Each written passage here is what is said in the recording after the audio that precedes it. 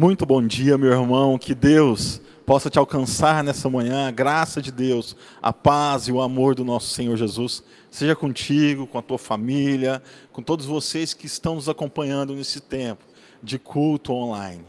Que Deus possa nos abençoar nessa manhã e trazer mais da sua palavra, mais do teu amor sobre todos os nós. Eu quero orar com você, quero que você ore conosco agora, começando nessa escola dominical. Pai, muito obrigado por essa manhã, muito obrigado por esse tempo. Eu te louvo, ó Pai, porque o Senhor tem cuidado de nossas famílias. Eu te agradeço, ó Pai, porque o Senhor tem cuidado dessa igreja. Eu te agradeço, ó Pai, porque o Senhor tem nos sustentado. Sem o Senhor nós não somos nada. O Senhor é a nossa rocha. O Senhor é o nosso pastor. Em Ti, ó Senhor, nós nos rendemos e nós nos humilhamos, pedindo a cada dia que o Senhor derrame sobre nós mais da Tua unção, mais da Tua graça, mais da Tua palavra seja derramada sobre nós, em nome de Jesus. Amém. Quero compartilhar com você uma história. Eu vou ler um versículo, mas é importante contar essa história. Como é domingo pela manhã, a gente conta, a gente conversa sobre a Bíblia. E esse personagem bíblico, esse herói da fé, é José do Egito. Talvez você já ouviu falar sobre ele, talvez não. Mas José era filho de Jacó, e ele tinha 11 irmãos. José, ele era uma criança em que os outros 10 irmãos, eles invejavam José, eles não gostavam de José, ao ponto de, aos 17 anos, eles desejarem a morte de José. Só que para não matar, um dos irmãos mais velhos falou assim, não, vamos jogar ele na cisterna, e depois eles venderam ele como escravo. José foi como escravo, alguém que era livre, foi como escravo para o Egito. E ali no Egito, ele foi trabalhar na casa de um senhor, e ali depois ele foi para a prisão, e esse tempo de escravo e de prisioneiro foram 13 anos. Durante esses 13 anos, ele viveu uma vida de escravidão, ele viveu uma vida de presidiário, sem que ele não tivesse feito nada de errado. E aí depois, então, desses 13 anos que ele ficou no Egito, acontece lá uma situação com Faraó, e Faraó ergue ele é abençoado por Deus, e agora ele é, então, o segundo do Egito. O Faraó tem um sonho, e José vem e fala, olha, vão ter 7 anos de seca, e 7 anos de fartura e de seca. Então, o Faraó coloca esse homem para cuidar, então, do Egito durante esse tempo. E no tempo de fome, todos os povos daquela região vão até o Egito, porque José tinha tido a ideia de guardar, de criar celeiros, de guardar comida durante esse tempo. E no tempo de fome, ele ia distribuir e vender, então, esses alimentos que ele tinha guardado nos 7 anos de fartura. E nesses 7 anos de fome, vem lá da terra de Canaã os seus irmãos. Só que os seus irmãos não o reconheceram, porque ele já era um egípcio, já vestia as roupas de um egípcio, já não tinha barba como o cananeu, como o hebreu, mas ele era um egípcio. Então tem toda uma história lá, que depois você vai ler lá em Gênesis de 40 para frente, onde José testa os irmãos, em que José, ele perdoa, ele já tinha perdoado aqueles irmãos, mas ele quer conhecer o coração daqueles irmãos. Até o ponto em que José se apresenta àqueles irmãos como sendo o irmão deles. Eu quero que você leia comigo, lá em Gênesis, capítulo 45, eu vou ler o versículo 4 e o versículo 5. Aqui José, então, está falando para os irmãos que ele era José, ele era, então, aquele homem que eles tinham vendido como escravo. Cheguem mais perto, disse José a seus irmãos. Quando eles se aproximaram, disse-lhes, eu sou José, seu irmão, aquele que vocês venderam ao Egito. Agora, não se aflijam, nem se recriminem, por terem me vendido para cá, pois, para salvar vidas, que Deus me enviou adiante de vocês. José, ele tinha plena certeza de quem ele era, ele tinha plena certeza do que Deus era com ele, porque em todo o tempo, no texto bíblico, ele preso ou ele escravo, o texto bíblico é falando que Deus era com José. José já tinha perdoado aqueles irmãos. José ele andava com Deus, ele sabia quem ele era. José andava com Deus. E aí quando os irmãos chegam para ele e falam assim: olha, foi Deus é quem fez tudo e por isso eu estou aqui hoje. A gente está vivendo um tempo difícil, né? Eu sei da minha casa, você sabe da sua. Como você tem olhado para essa situação? Como você tem olhado para esse tempo? Hoje eu te convido a olhar como José olhou. Ele sabia que mesmo na aflição, ele sabia que mesmo na prisão, e olha que ele era inocente, Deus estava com ele. Meu irmão, que eu e você, nessa manhã, a gente veja Deus em tudo em que estamos passando. E que não só vejamos Deus, mas como José, possamos aprender nesse tempo de aflição. Que Deus possa inundar o nosso coração e que eu e você, meu irmão, possamos aprender um pouco mais dele durante esses dias. Louvado seja o nome do Senhor. Te convido a adorar a Deus conosco, na palavra, nas canções, nessa manhã, em nome de Jesus.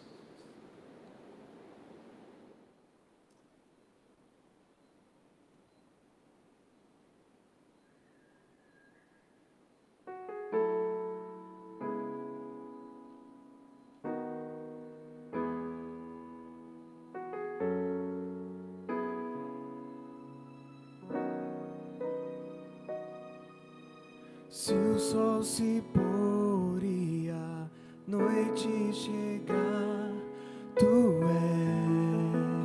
és quem me guia. Se a tempestade me alcançar, tu és meu abrigo. Se o mar submergir, a tua mão me traz à tona pra respirar, me faz andar sobre as águas.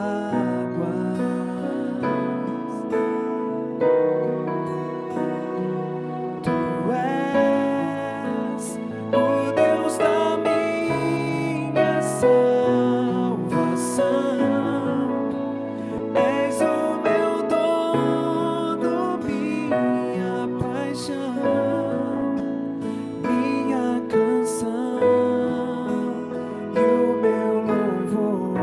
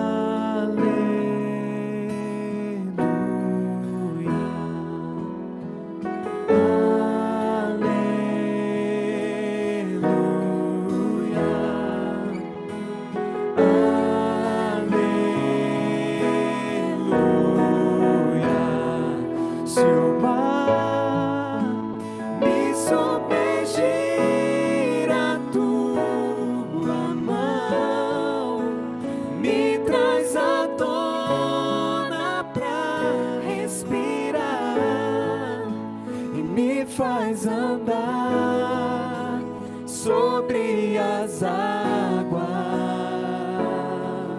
Tu és Senhor, tu és o Deus da minha salvação.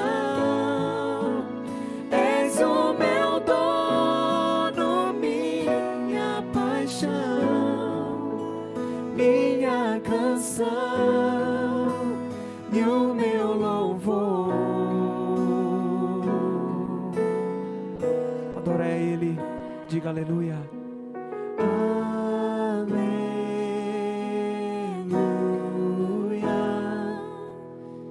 aleluia, oh,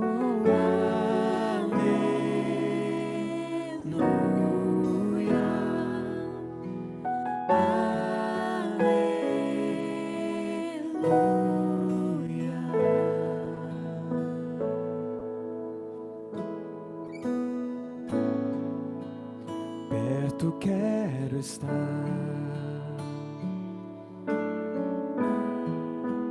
junto aos teus pés,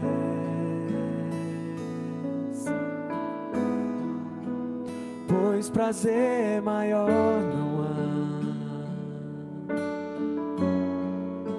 que me render e te adorar. Tudo que há em mim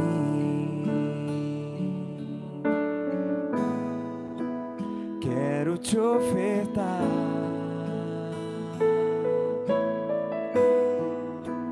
mas ainda é pouco, eu sei, se comparado ao que ganhei. Não sou apenas servo, teu amigo me tornei.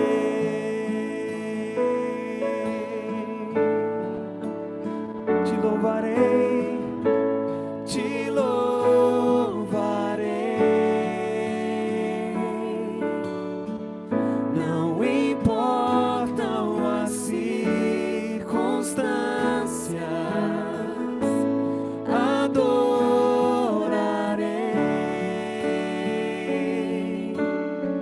somente a ti, Jesus. Te louvarei, te louvarei.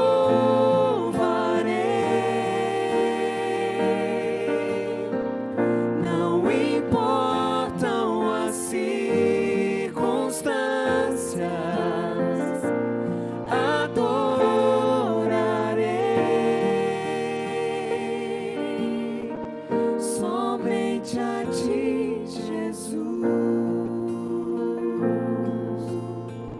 Somente a ti, Jesus. Adore a Ele, renda louvores ao Senhor nesta hora. Onde você estiver, querido, cante com todo o coração, que você o louvará, não importa as circunstâncias. Oh Deus, te agradecemos, Senhor, porque o Senhor está conosco. Não estamos sozinhos, Jesus. Somente a ti, Jesus.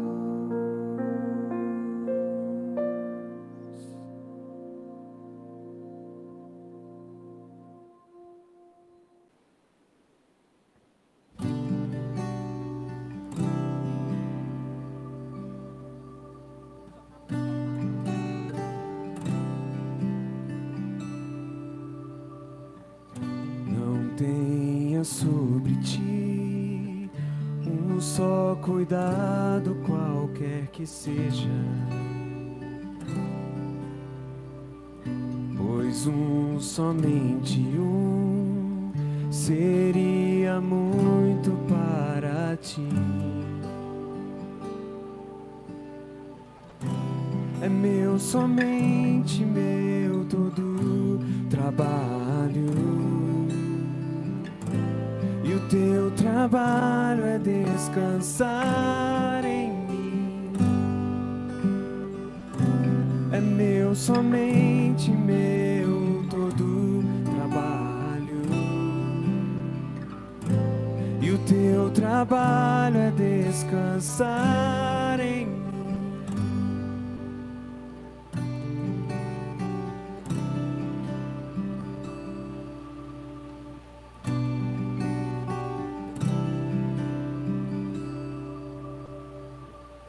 Não temas quando enfim tiveres que tomar decisão.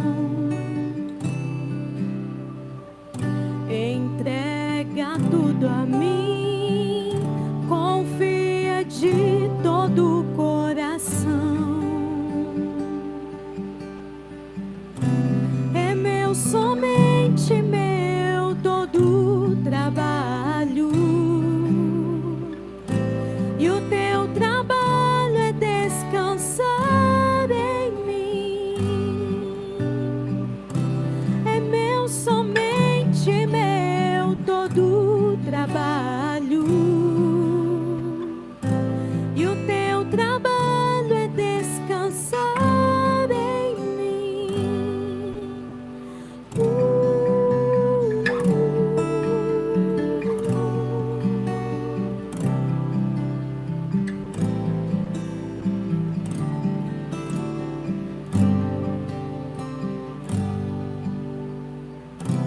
É meu, somente meu, todo trabalho. E o teu trabalho é descansar em mim. É meu, somente meu, todo trabalho. E o teu trabalho é descansar em mim.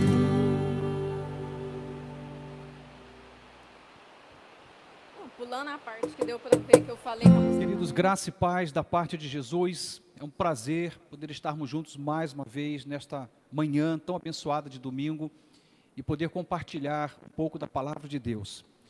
Por meios digitais, chegamos até você com aquilo que temos de mais precioso, a esperança que vem do alto, a esperança que vem da própria presença de Deus e da palavra de Deus. E hoje eu quero conversar um pouco a respeito de identidade.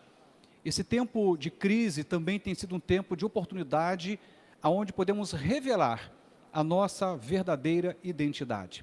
Eu costumo dizer que a crise, ela não tem o poder necessariamente de mudar ninguém, mas tem o poder de revelar quem nós somos, no que cremos, que caminho iremos fazer, vai definir exatamente o ponto de vista ou a perspectiva que nós temos a respeito da própria vida, do Senhor, da palavra e tudo mais. Eu quero então conversar um pouco sobre identidade com vocês. Mas, antes de mais nada, eu separei um texto da palavra de Deus, está registrado em Números, capítulo 13, versos de 25 a 33.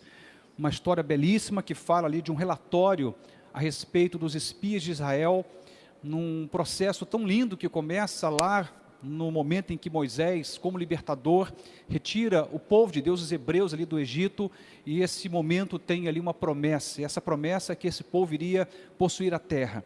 E esse é um momento tão importante em que os espias vão até a terra para trazer então um relatório. E esse relatório traz para mim, para você, lições muito preciosas. Eu queria então ler esse texto, está em Números capítulo 13, versos de 25 a 33, diz assim: E eles voltaram de espiar a terra, ao fim de 40 dias, e caminharam e vieram a Moisés e Arão e a toda a congregação dos filhos de Israel no deserto de Parã, em Gates, e deram-lhes notícias a eles e a toda a congregação, e mostraram-lhes o fruto da terra. E contaram-lhe e disseram: Fomos à terra, a que nos enviaste, e verdadeiramente mana leite e mel, e este é o seu fruto. O povo, porém, que habita nessa terra é poderoso, e as cidades fortificadas e muito grandes. E também ali vimos os filhos de Anak. Os amalequitas habitam na terra do sul. Os heteus e os jebuseus e os amorreus habitam na montanha. E os cananeus habitam junto do mar e pela margem do Jordão. Então Calebe fez calar o povo perante Moisés e disse: certamente subiremos e a possuiremos em herança, porque seguramente prevaleceremos contra ela. Porém, os homens com que eles subiram disseram: não podemos subir contra aquele povo, porque é muito mais forte do que nós.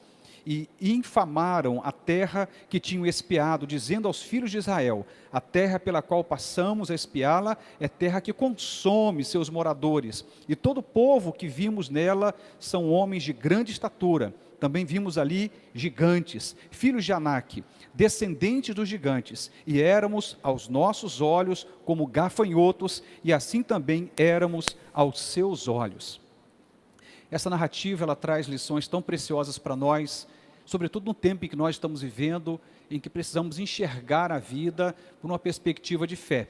Queria orar com você, antes de compartilhar dessa palavra, pedir que Deus fale conosco, para que Ele mesmo desvende os nossos olhos, a fim de que possamos enxergar as maravilhas de sua lei. Vamos orar?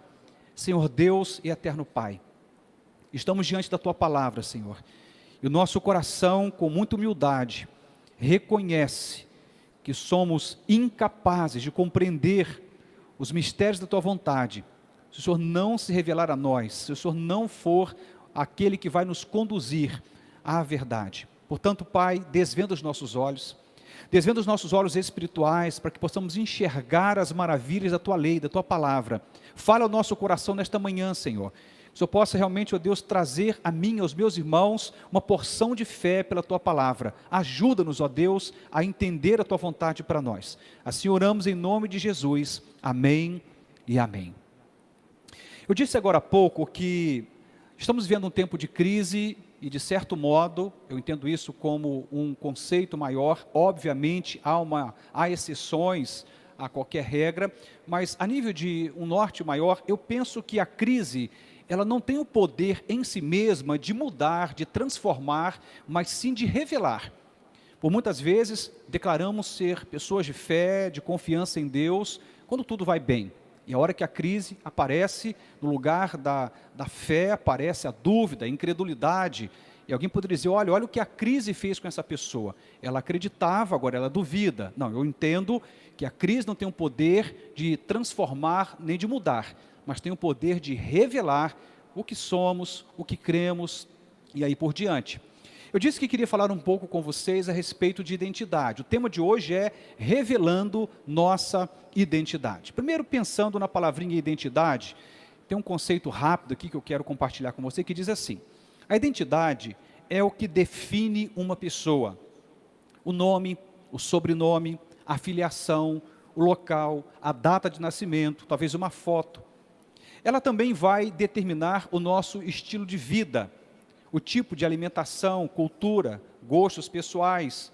E se você é uma pessoa sofisticada ou despojada, ousada ou medrosa, incrédula ou cheia de fé, isso vai então dizer qual é a sua identidade. Quando nós olhamos para a palavra de Deus, compreendemos que uma vez que nos rendemos ao Evangelho, uma vez que nós nos rendemos a Cristo Senhor, a Bíblia diz, lá no Evangelho de João, claramente para nós, que quando cremos no Evangelho, nos rendemos a Cristo, isso traz a mim e a você o privilégio de nos tornarmos filhos de Deus. Isso que a palavra diz, nos tornamos filhos de Deus por meio da fé em Cristo e no seu Evangelho. João 1,12. E nesse momento, nós começamos a compartilhar da identidade do nosso Pai. Nos tornamos participantes desse reino espiritual. E passamos, em função disto, a compartilhar da visão deste reino. Passamos a repartir com o Senhor e Ele conosco sobre como o reino revela as coisas. Inclusive, isso começa a definir o que é e o que não é importante. Isso começa a definir nossos verdadeiros tesouros. Passamos a enxergar a vida de um outro modo. E somos, então, transformados. Obviamente, continuamos na terra, com os nossos pés por aqui, vivendo uma história por aqui, Mas a partir desse momento em que nós nos rendemos a Cristo e ao seu Evangelho, o nosso olhar agora se volta para cima. Começamos a perceber o mundo a partir da perspectiva de Deus e somos trabalhados pelo Espírito de Deus e pela sua palavra a enxergarmos a vida por meio da fé. Como dizia no domingo passado, nós não nos movemos por vista, mas nos movemos por fé. Portanto, a nossa entrada no reino de Deus pela fé, numa rendição a Cristo, no reconhecimento ao sacrifício de Cristo na cruz, à medida em que somos salvos por essa tamanha graça de Jesus, como disse, começamos a partilhar do reino, e a nossa identidade agora, ela é trabalhada, modificada, forjada à luz desse reino. Passamos a nos relacionar com Deus e podemos chamá-lo de Pai, como a Bíblia diz, porque fomos transformados ou feitos filhos de Deus por meio da fé. Portanto, essa identidade precisa se revelar na prática. Como nós enfrentamos uma luta, uma crise, uma adversidade, como lidamos com os altos e baixos da vida, isso vai dizer que identidade nós temos. Mas fomos chamados por Deus para revelar, a partir da nossa relação com Cristo, uma identidade celestial ou espiritual, partilhando com Deus o Pai daquilo que Ele percebe. Portanto, temos, pelo privilégio da fé em Cristo, da sua palavra, podemos ter o privilégio de enxergar a vida por meio da fé. Esse texto sagrado, registrado em Números capítulo 13. E eu acabei de ler agora há pouco, não vou ler de novo o texto, mas pensar que aqui temos algumas lições muito importantes de como temos que enfrentar uma crise, de como podemos lidar com esses altos e baixos da vida, mas fazer jus à identidade que nós temos em Deus. Somos filhos de Deus, compartilhamos dos poderes, da graça, do reino de Deus. Somos daqueles que olhamos para a vida por meio da fé, porque o reino nos ensina a enxergar pela fé. E esse relatório que acabamos de ler, capítulo 13 de Números, de 25 a 33, fala ao meu coração, ao seu coração, sobre algumas lições muito preciosas. Quando nossa identidade ela é forjada por Deus, algumas coisas acontecem. Eu quero então focar em 4 situações, em 4 lições espirituais em cima dessa premissa, quando nossa identidade é forjada por Deus. E a primeira coisa que eu quero dizer é que quando a nossa identidade ela é forjada por Deus, nós enxergamos a graça e não a desgraça. Veja o que a Bíblia diz: fomos à terra a que nos enviaste, e verdadeiramente mana leite e mel, e este é o seu fruto.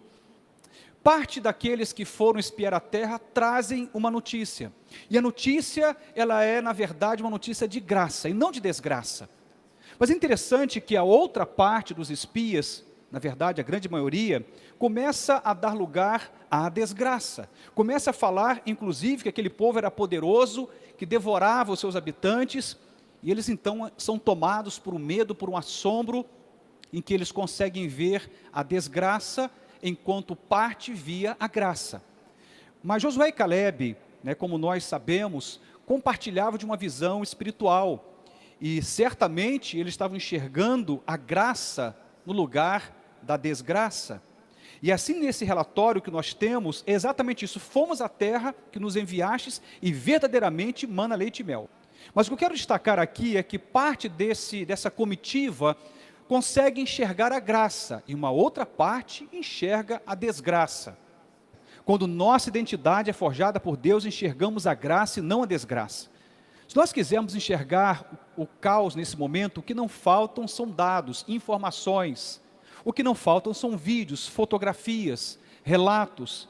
O que não faltam são reportagens para nos ajudar a enxergar a desgraça. Mas Deus quer que eu e você passemos a enxergar com o olhar da graça. Eu estava observando algumas coisas tão importantes que têm acontecido nos últimos dias. Dentre essas coisas, tenho percebido com muita frequência pessoas dizendo que estão redescobrindo o tempo em família, redescobrindo o tempo de culto doméstico, de tempo na palavra, na oração, tempo de qualidade, conversas profundas estão sendo construídas entre marido e mulher. As pessoas estão começando a avaliar o que de fato importa, redefinindo seus verdadeiros tesouros. Isto é um modo de enxergar pela graça. Nós podemos enxergar o caos, a desgraça. Mas quando somos identificados com Deus, e quando a nossa identidade ela é forjada por Deus pela fé, pela palavra, pela ação do Espírito, começamos a enxergar a graça e não a desgraça. Eu sei que nós não podemos, eu tenho falado tanto sobre isto, sermos alienados e fazer de conta que tudo está bem, de que não há problemas à nossa volta, problemas políticos, econômicos, que não há problemas no campo da saúde. Não é isso que eu estou dizendo. É óbvio que nós temos que ter clareza sobre os verdadeiros desafios que temos enfrentado nesses dias. Isso está claro para mim, deve estar claro para cada um de nós. Mas não podemos focar na desgraça. Porque não é isso que vai nos fazer romper nesse tempo, não é isso que vai trazer ânimo e esperança, não é isso que vai suscitar em nós fé, ousadia, não é o nosso foco na desgraça. Parte dessa comitiva olha para a desgraça. O texto vai dizer aqui que eles chegam a declarar que eles eram aos seus próprios olhos como gafanhotos, e assim também eram aos olhos dos habitantes daquela terra, como gafanhotos. Um processo muito difícil de autodepreciação, vamos falar daqui a pouco sobre isto, mas que deixa bem claro que o olhar da graça é substituído pelo olhar da desgraça, por boa parte dessa comitiva. Mas Deus seja louvado, porque uma parte consegue enxergar a graça.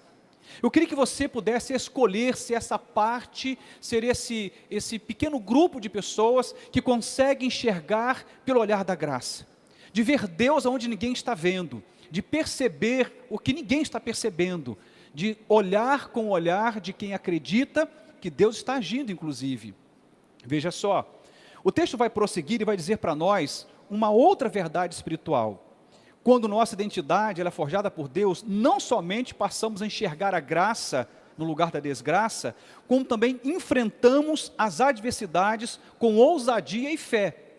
É natural, quando você consegue enxergar a graça de Deus, quando você consegue enxergar o lado bom da história, quando você consegue tirar proveito e lições espirituais, emocionais e todas as outras lições que uma crise pode trazer para nós.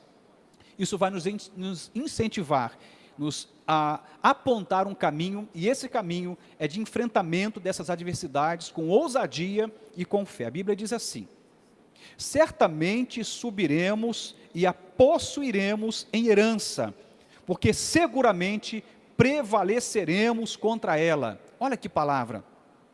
Enquanto uma parte dizia, olha, esse povo é poderoso, esse povo devora os seus, esse povo está nos vendo como alguém que vê gafanhotos, a outra parte dizia, certamente subiremos e a possuiremos em herança, porque seguramente prevaleceremos contra ela.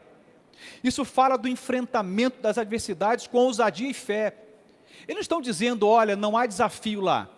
Pelo contrário, quando lemos aqui na palavra, vamos perceber nesse relatório como estavam distribuídos os povos naquela região. Diz assim, os amalequitas habitam na terra do sul, e os heteus, e os jebuseus, e os amorreus habitam na montanha, e os cananeus habitam junto ao mar, e pela margem do Jordão.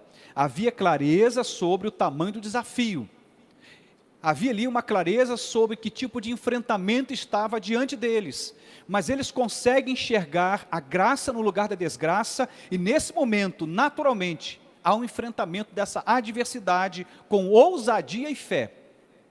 Veja só, é natural, quando a gente está diante de um desafio, a gente focar naquele desafio. Mas é muito bom quando a gente consegue também olhar para trás e não perdermos as referências do que Deus fez na nossa vida lá no passado. Eu não sei como você faz esse caminho, mas eu te desafio a você jamais sepultar o seu passado, se no passado há uma ação de Deus, há uma memória de milagre, há uma memória, uma recordação de uma ação sobrenatural de Deus na sua vida. Porque na hora de uma crise futura, essa memória antiga vai te servir de referência.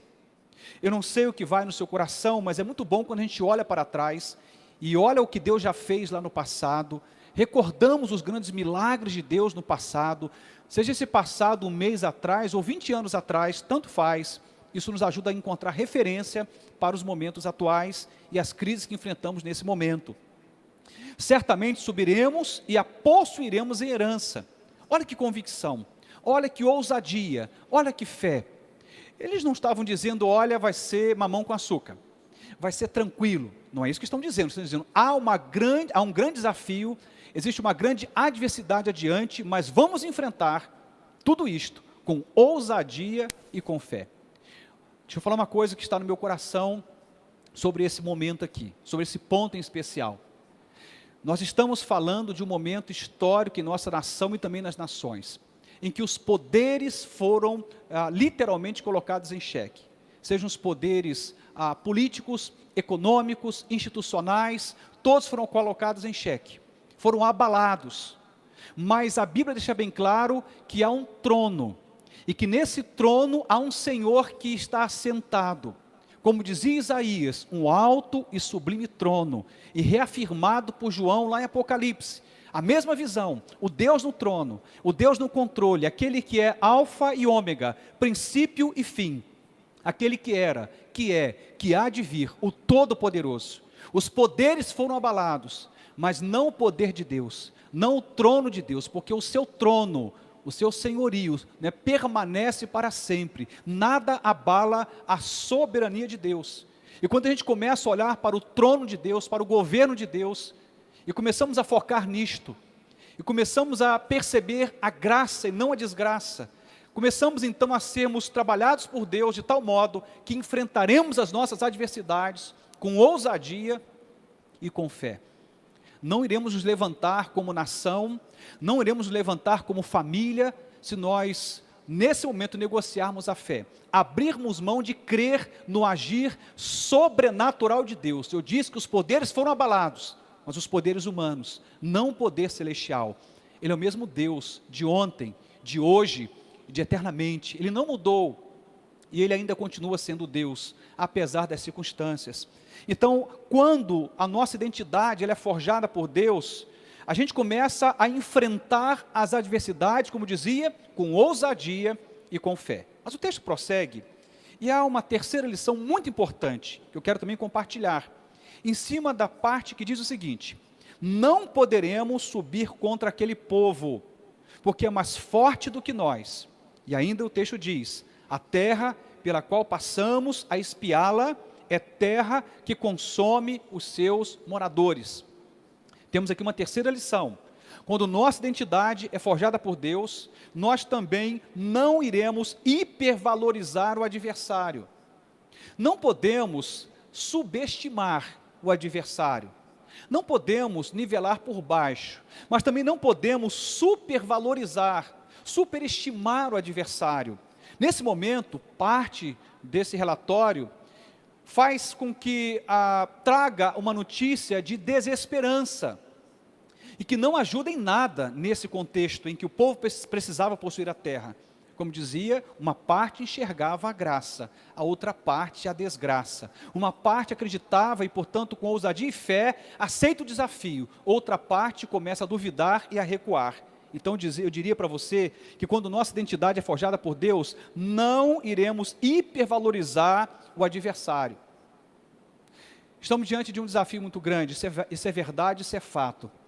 Mas quando olhamos para a história, não apenas para um recorte histórico, de 1, 10, 20 anos, mas para a história como um todo, vamos perceber que Deus agiu ao longo da história. E quantos momentos Deus esteve agindo em tempos de escassez? Me vem à mente, por exemplo, o momento em que José do Egito é avisado pelo Senhor em sonhos a respeito de uma longa temporada de escassez, de fome. E Deus o prepara, 7 anos de fartura. Deus o prepara para que ele enfrente, juntamente depois com a sua família, e preserva a vida de muitos. E aí 7 anos de escassez, Deus deu a estratégia, e ele foi sustentado no tempo de escassez. Vamos encontrar tantos relatos bíblicos em que Deus agiu no meio do nada, como já falei sobre Moisés e a trajetória com o povo de Deus pelo deserto. Nem as sandálias dos seus pés se desgastavam. Deus se revela na história como um Deus que cuida, portanto não podemos hipervalorizar o adversário. O texto vai dizer que eles olham para o adversário de um jeito muito equivocado. Olha só o que eles dizem: não poderemos subir contra aquele povo. Bom, se você enxerga desse jeito, está na hora já de se sentir realmente e decretar derrota. Não tem como fazer mais nada se você entende que não tem nada para ser feito e que não há nenhuma força para lutar, então não há mais nada para fazer. Mas nós entendemos diferente. O texto segue e diz, porque é mais forte do que nós. Veja, por mais que os nossos adversários, seja o coronavírus, seja a crise econômica, seja o abalo das instituições ou dos poderes políticos e etc., nós não podemos medir o adversário baseando isto na nossa própria força como referência. É importante a gente começar a medir isto a partir de quem Deus é. É a melhor forma de você enxergar com coerência as adversidades e os seus adversários, é olhar pela perspectiva de um Deus que tudo pode. Porque se formos olhar para a nossa condição meramente humana, bom, aí esse relatório tem de fato algum sentido. Na verdade, faz todo sentido. Mas nós não podemos medir as adversidades baseando as adversidades em nossa própria força, porque nós não nos movemos por vista, mas nos movemos por fé. A nossa arma, ela é poderosa em Deus, como diz a palavra, para derribar fortalezas. As nossas armas são espirituais e poderosas em Deus, e podemos ter vitória, apesar de sermos frágeis, fracos, vulneráveis, humanos. Habita em nós um Deus que tudo pode, e cremos no Deus que é o Senhor do trono e o Senhor do reino. Portanto, não hipervalorize o seu adversário ou os seus adversários, mesmo que o seu adversário, ele de fato possa, diante de você, tentar te intimidar. Por exemplo, o desemprego, o aperto financeiro, a possibilidade de uma doença, qualquer coisa que seja. Não olhe para esse adversário com o seu olhar humano, olhe pela fé, leia a palavra, ajoelhe-se, dobre-se diante de Deus, se humilhe diante dele, clame por ele, ajude-me, Senhor. Pode pedir, porque Deus vai te ajudar. Me socorre, meu Deus. E esse Deus vai te ajudar a enxergar a vida diferente e vai te mostrar um caminho que talvez você não esteja enxergando nesse momento. Para terminar, o texto vai dizer também sobre uma outra lição. Quando nossa identidade ela é forjada por Deus, não nos autodepreciamos. Olha, diz a palavra. E éramos, aos nossos olhos, como gafanhotos, e assim também éramos aos seus olhos. Eu tenho afirmado aqui que uma parte dessa comitiva que foi espiar a terra enxerga a graça, mas uma outra parte, a desgraça. Uma parte acredita e esse crer leva então a uma decisão de ousadia e de fé. Uma outra parte empodera o inimigo, hipervaloriza o adversário e começa a pensar em um recuo e uma desistência. Então temos aqui uma quarta lição: nós não podemos nos autodepreciar. Se nós temos uma relação com Deus, uma aliança com Jesus, se somos filhos de Deus pela fé em Cristo, pelo poder que o Evangelho exerce sobre nós, se fazemos parte do reino de Deus, se a nossa identidade ela foi forjada por Deus, nós não podemos nos autodepreciarmos. E éramos aos nossos olhos como gafanhotos. Como que você está se enxergando nesses dias? Qual é a visão que você está construindo de você mesmo nesses dias? Como que você está se percebendo? E ainda mais, como que você acha que o outro está te percebendo? Porque o texto vai dizer aqui de uma dupla visão negativa. Primeiro, a visão que eles construíam de si mesmos. E depois uma inferência, como eles achavam que os outros o enxergavam. E éramos aos nossos olhos como gafanhotos, e assim também éramos aos seus olhos. Dupla visão negativa e ambas cooperando para um processo de autodepreciação. Não é assim que Deus nos vê. Não é dessa maneira que Deus nos enxerga. O Senhor não é aquele que vai te depreciar, que vai te humilhar. Pelo contrário, o Evangelho, quando entra em nós, ele traz para mim, para você, um senso de valor, de importância, apesar que continuamos sendo de barro, ainda continuamos sendo humanos, pó, mas o Evangelho em nós traz a mim e a você, traz a nós um significado, um senso de importância, de valor próprio, porque agora passamos a fazer parte de um reino que transcende, que é espiritual. Temos uma pátria que é celestial, o nosso nome passa a ser escrito no livro da vida. Temos sobre nós o exercício da paternidade divina. Passamos pela terra como peregrinos, mas temos a promessa de uma eternidade ao lado do Senhor. E tudo isso diz que você tem valor em Deus, não em si mesmo, entenda isto.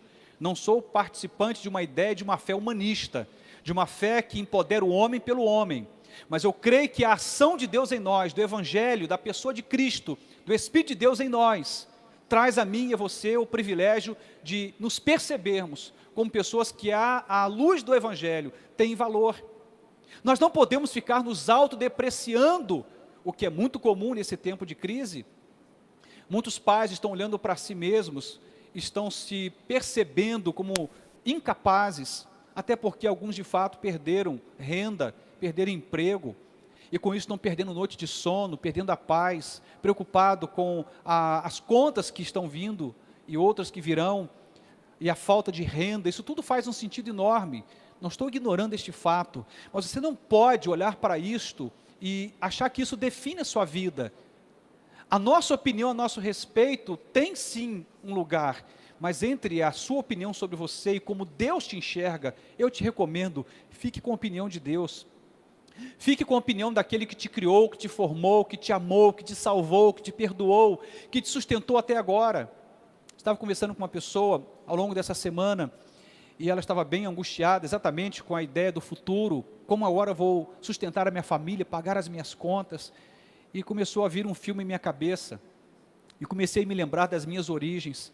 Eu disse em outros momentos que eu vim de uma família simples, um pai honesto, trabalhador, uma mãe esforçada, trabalhadora, mas éramos simples, pobres. Deus nos sustentou no pouco. O Deus que nos sustenta, Ele não precisa que você apresente para Ele números, Ele te sustenta, simplesmente assim, como o pai sustenta filho. E nós viemos sem nada para esse mundo, escute isto, nós viemos nus, viemos sem nada para este mundo, e quando deixarmos este mundo, não levaremos nada, e tudo que temos foi um grande empréstimo de Deus. Somos apenas mordomos do que temos, seja a nossa saúde, o nosso tempo, a nossa vida, o nosso recurso, o nosso trabalho, qualquer coisa que você queira enumerar nesse momento, tudo não passa de um empréstimo.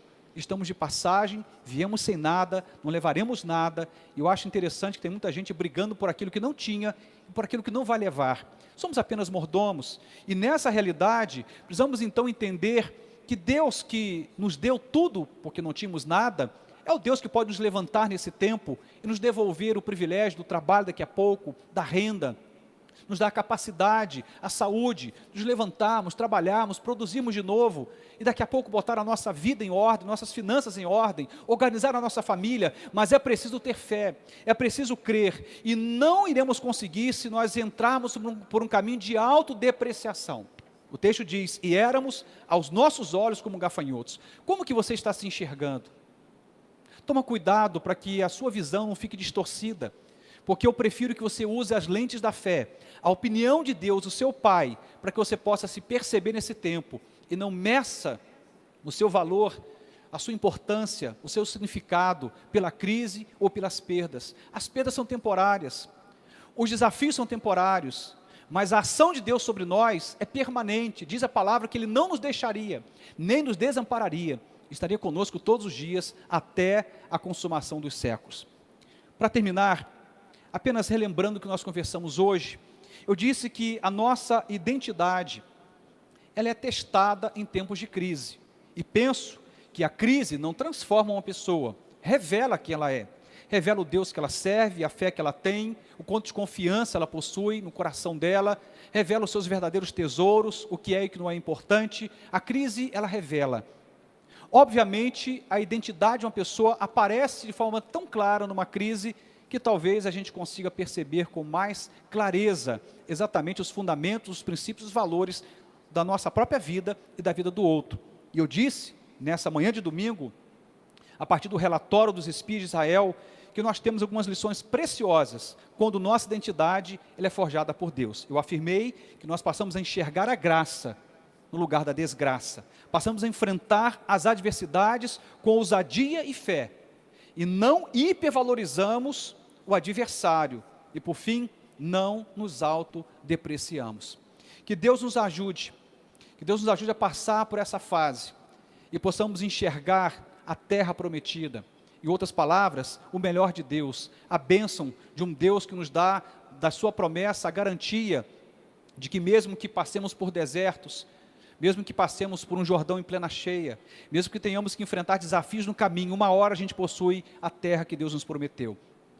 Não importa se a noite é longa e se as lágrimas te acompanham, a Bíblia diz que o choro pode durar uma noite inteira, mas a alegria vem pela manhã. Deus nos dará o privilégio do sorriso, Deus nos dará o privilégio da paz, Deus nos dará o privilégio da restauração daquilo que se perdeu, da restituição daquilo que se perdeu. Apenas creia que Deus possa te ajudar e que você revele nessa identidade sua como um cristão, que você é aquele que olha para a vida e para os desafios, assim como seu pai te ensinou a olhar. Nós somos filhos de um Deus, de um reino celestial, que nos ensina a olhar para a vida com fé e com esperança. O próprio Cristo disse: no mundo tereis aflições, mas não para por aí. Ele termina dizendo: mas tenha bom ânimo, eu venci. O Senhor venceu por mim e por você. E eu quero orar para que Deus nos ajude nesse tempo de crise, a revelar uma identidade de fé, que eu e você possamos de fato valorizar esse momento como oportunidade e como tempo também de crescimento em nome de Jesus. Vamos orar? Senhor Deus e eterno Pai, é bom saber que o Senhor nos dá o privilégio de enxergar, e de enxergar com os teus olhos.